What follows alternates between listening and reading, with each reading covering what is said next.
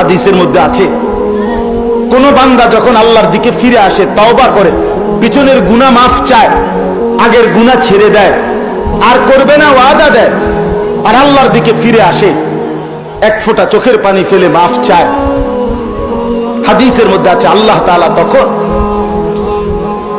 ফেরেশতাদেরকে বলে, আমার আসমানগুলো সাজিয়ে দাও, জান্নাত পুরা নতুন করে সাজাও। ফেরেশতারা বলে, আল্লাহ কেন সাজাবো? তো আল্লাহ তাআলা বলেন, আসলাহাল আবদু মাওলাহু, এক গোলাম তার মুনিবের সাথে সম্পর্ক ঠিক করেছে।